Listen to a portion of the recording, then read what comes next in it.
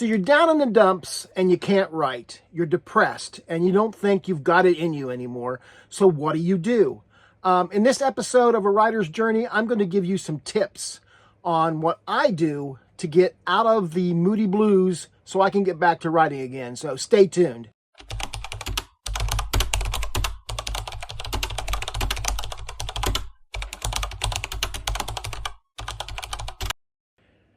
Hey guys, in case this is the first time you've ever come to my show, my name is Charles F. Millhouse. I am the author of the Captain Hawkland Adventure book series, the Serena Darkwood Adventures, and Evolution Man, along with dozens and dozens and dozens of other books throughout the years. I've been self-publishing for 25 years now. I started in 1999, and in those 25 plus years, I have hit roadblocks.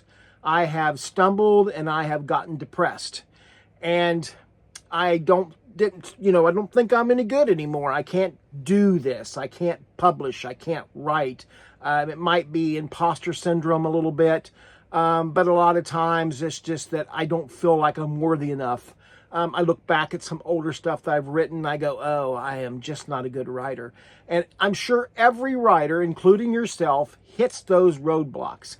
So I'm going to give you 3 tips, things that help me. Now, there's some other things that I do, but these are the most popular for me that helps me get back in the flow of writing and gets me out of the doldrums and gets me back to that keyboard so I can get my stories out.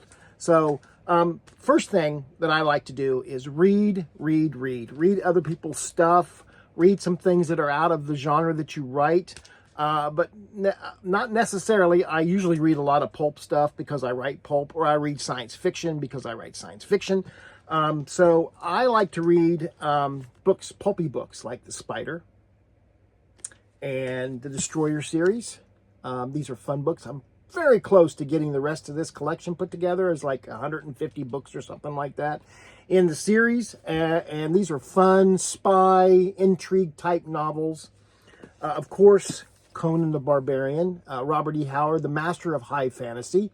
And I write a little high fantasy in my quick read series. So reading Robert E. Howard's Conan and other things that he wrote is a big help. And it breaks through gets me some ideas going, gets those juices going, right?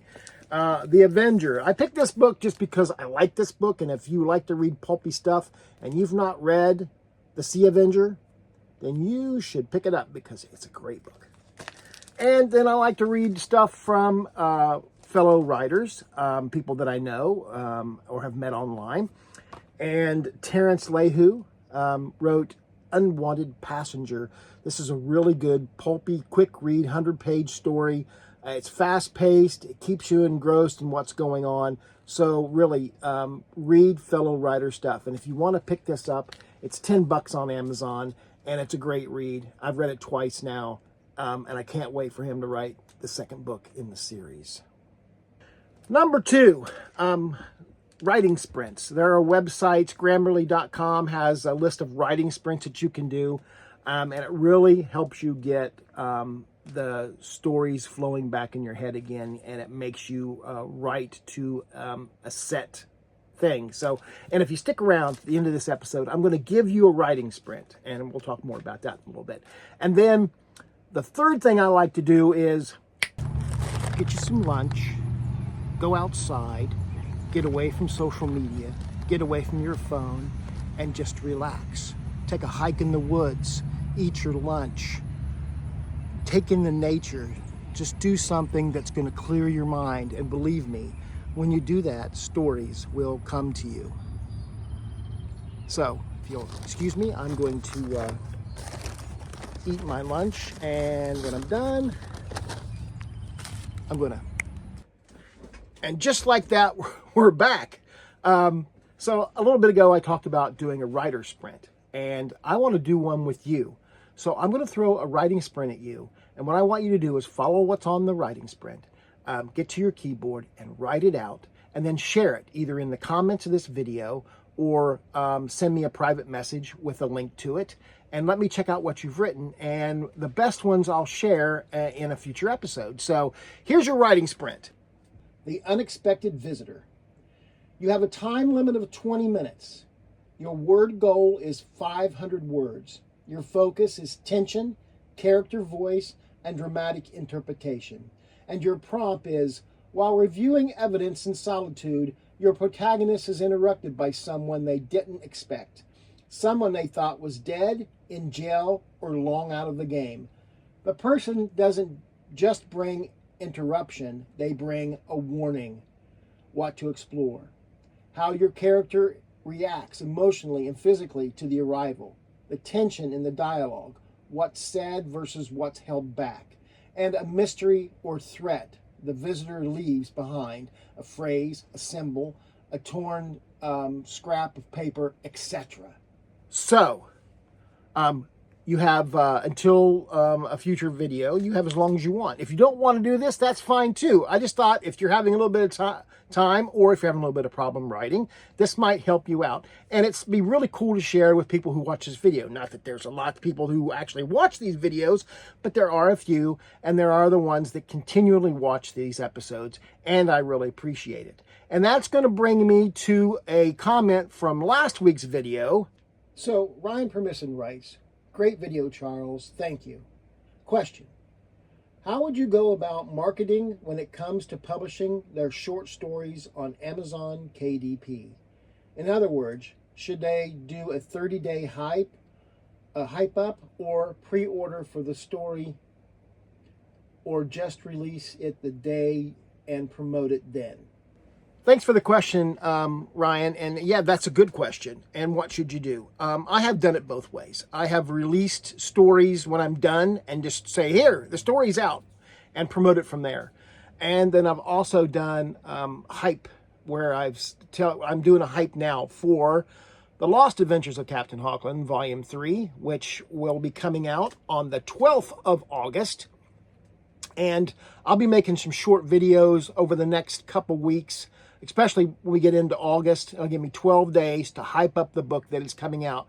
It's coming out in paperback. It's coming out in ebook on about 12 to 15 different ebook formats, including the format that the libraries used, so you can get a copy through the library, that's easy for you to say, and read it for free, and I still get paid that way. So yes, hyping up your story, short story, novel, novella, whatever you're publishing on KDP, talking about it. When you're writing the story, make videos about writing your story. I'm going to start writing the next book in the Serena Darkwood Adventures, the beginning of August, and I'm going to do a series of videos and place them here on YouTube and over on the Gram, talking about the writing process of putting the science fiction novel together. It's going to be a big book, so it's going to take me a while to write. So hopefully I can do some videos with that.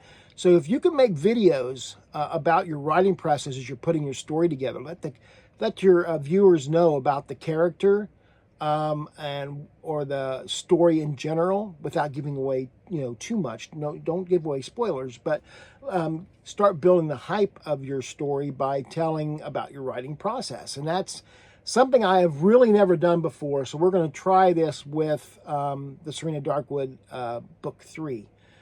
So yeah, I hope that helps. Building hype really works. But you can also release it and hype it that way too. But to get people motivated about it and talking about it and pre-ordering it, it really helps also.